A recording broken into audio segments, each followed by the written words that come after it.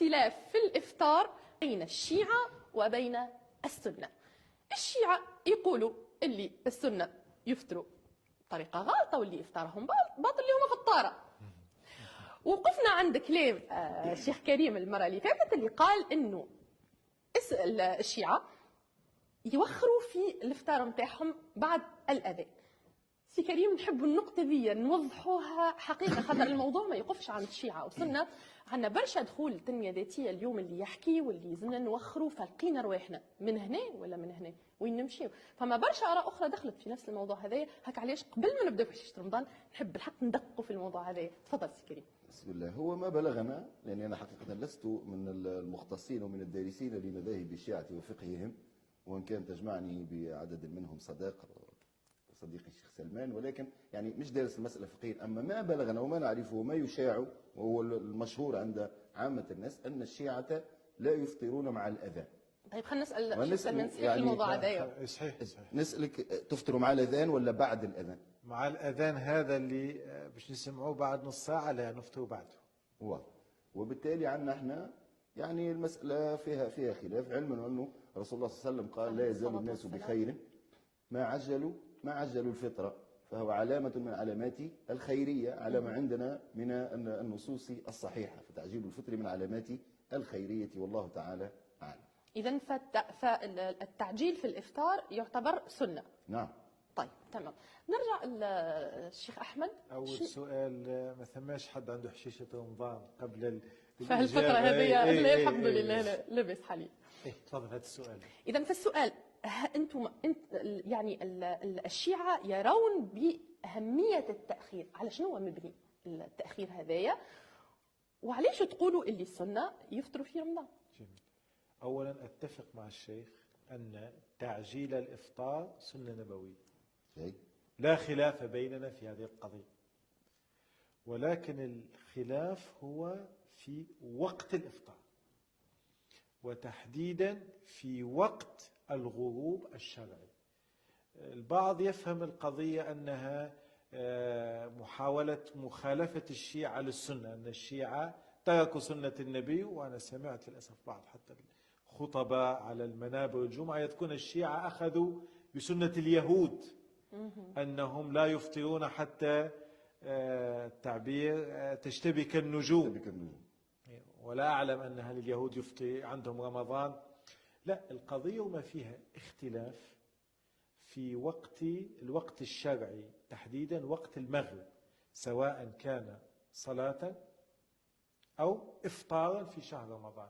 وقت المغرب هذا محل خلاف. الرأي المشهور في الوسط السني أن المغرب يتحقق بمجرد سقوط القرص، اللي هي قرص الشمس. نعم. نعم. إذا غاب الاصفرار أو الاحمرار قرص الشمس، نعم، دخل وقت الغروب، وبالتالي حل وقت الصلاة، وجاز للإنسان أن يفطر. نعم. في ذلك الوقت. يعني عندكم فما جواز في الغروب للإفطار؟ هذا عند الفقه السني. هذا ما عند السنة. عند الشيعة لا، يقولون لا يكتفى بسقوط القرص، وإنما لا بد من غياب الحمرة الموجودة في جهة الشرق. عندنا شرق وغرب، سقوط القرص يكون في الغرب. في الجهة المقابلة الشرق هناك حمرة تكون. إذا غابت هذه الحمرة وتحولت إلى سواد، عندها يدخل وقت الغروب الشرقي. وبين الوقتين، مجرد غياب القرص في الأفق عن الناظر وبين غياب الحمرة المشرقية، من 11 إلى 14 دقيقة. فلذلك نحن لا نؤخر الفطور، نحن نقول أن وقت الفطور لم يحل بعد، ووقت الصلاة لم يحل بعد. وهذا الأمر يمكن الاستدلال عليه قرآنيا وروائيا. أما روائيا فالنبي صلى الله عليه وآله في حديث مشترك صحيح عند السنة والشيعة قال: إذا غابت الشمس من ها هنا وأقبل الليل من ها هنا، وأشار إلى ناحية الشرق، أو إذا أدبر النهار من ها هنا وأقبل الليل. أحسنتم. فالنبي صلى الله عليه وآله جعل علامتين للغروب للوقت الشرعي علامة من الشرق وعلامة من الغرب. علامة الغرب هي غروب القرص، وعلامة الشرق هي غياب الحمرة. وبالتالي الحديث النبوي المتفق عليه يؤيد القراءة الفقهية الشيعية، وعندنا نص قرآن يوضح. إن كان غياب طيب الحمرة ليس مشترطا في إقبال الليل، فغياب الحمرة ليس شرطا، إنما يعني وضعه ولكن ما الذي يغيب؟ السؤال ما الذي يغيب؟ يغيب قرص الشمس. لا، من الشرق. من الشرق ما الذي يغيب؟ يقبل الليل. الليل هو السواد. إذا أقبل الليل، إذا أدبر النهار من ها هنا وأقبل وأشار إلى جهة الغرب، وأقبل الليل من ها هنا وأسار إلى جهة الشرق، فغياب قرص الشمس هو إقبال الليل. ما هو إقبال الليل؟ هو غياب قرص الشمس. هذا من الغرب، يعني من دون غياب الحمرة. الشرق. الحمرة أو الاصفرار لا يعني شيئا عند أهل السنة. لا، السؤال العلامة النبوية. المعتمد هو غياب قرص الشمس. يعني لا عند لا، أهل الشيخ كريم السنة عندك الآن هذا في الغرب نتفق فيه. نعم.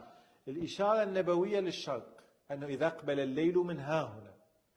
ما هي العلامة التي تكون في الشرق لدخول الوقت الشرعي؟ هي غياب قرص الشمس. لا، قرص الشمس من الغرب. نعم، وهذا يحدث يعني ظاهر. النبي أشار إلى الغرب والشرق. إلى الغرب وإلى الشرق. طيب هنا نحن في المذهب، سامحوني الاثنين، نحن هنا من خلال المذهب ماذا يقول والمذهب ماذا يقول. يجمعنا القرآن، ماذا يقول القرآن؟ وأتموا الصيام إلى الليل. إلى الليل. إذا فالاختلاف في تحديد الليل ما هو من مبدأ الليل. مبدأ الليل في نعم. حد ذاته. نعم. درجة الاختلاف 12 إلى 14 دقيقة. هذا هو يعني هذا الخلاف. إذا أردنا أن نحصر الاختلاف فهو يعني كان وخر السني قليلا يبقى روحه ولو وافطاره قدم الشيء بمنظور لا، لو المنظور الشيعي. قدم الشيء يكون مفطرا، لأنه يكون أكل أو شرب في يوم رمضان على ما يعتمده. نعم. أنا على ما يعتمده بناء على القرآن والسنة، على فهمه للقرآن والسنة. طبعا لا على نتفق ما فيها. فهم من القرآن والسنة. لا، ما هو لما نقول يعني على الموضوع القرآن الاختلاف في الفهم، يعني في تحديد علامة تحديد علامة خارجية. الخارجية. وإجمالا كل